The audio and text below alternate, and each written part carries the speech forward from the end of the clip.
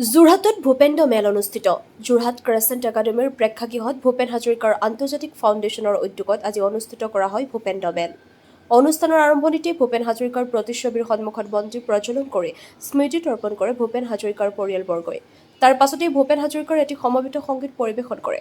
তাৰ পাছতেই অনলাইনযোগে অনুষ্ঠিত ভূপেন্দ্ৰ সংগীত প্ৰতিযোগিতাৰ আজি চূড়ান্ত ৰাউণ্ড প্ৰতিযোগিতাৰ অনুষ্ঠিত হয়। অনুষ্ঠানত অসমৰ বিভিন্ন ঠাইৰ পৰা ভূপেন হাজৰিকাৰ সান্নিধ্য থকা বহুকেইগৰাকী ব্যক্তি তথা পৰিয়ালৰ লোক উপস্থিত থাকি গীত, নৃত্য, কবিতাৰে জীপাল কৰি তোলে। যোৰহাটৰ পৰা ধ্ৰুৱস্তি পাচনিৰ ৰিপৰ্ট, AIN লাইভ।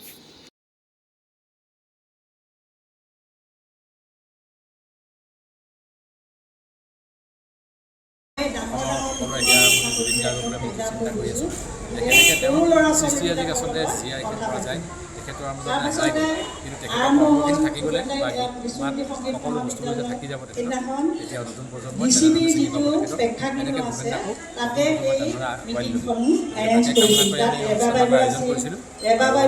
আজি অনুষ্ঠানটোৱেই হওক বা এনেধৰণৰ অনুষ্ঠানৰ তেখেতৰ লগত ভূপেন দাৰ লগত জড়িত বা সান্নিধ্য থকা বিভিন্ন ব্যক্তি আহিছে অসমৰ বিভিন্ন ঠাইৰ পৰা তেখেতসকলেও তেওঁলোকে দুআষাৰ বক্তব্য আগবঢ়াব। আমাৰ আজি অনুষ্ঠানভাগ আৰু বহুত গীত গাইছিলে আমাৰ জুনিয়ৰ ভূপেন হাজৰিকা, জ্যোতিৰ্ময় দেৱনাথে। আৰু প্ৰস্তাৱটো তেতিয়া আজি নিচিনাকৈ আজি যেনেকুৱা প্ৰস্তাৱ তেনেকৈ সংগৃহীত হ'ল।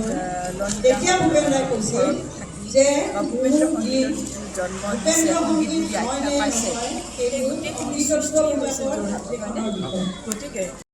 যিকোনো খবৰ আৰু বিজ্ঞাপনৰ বাবে যোগাযোগ কৰক 7896121996।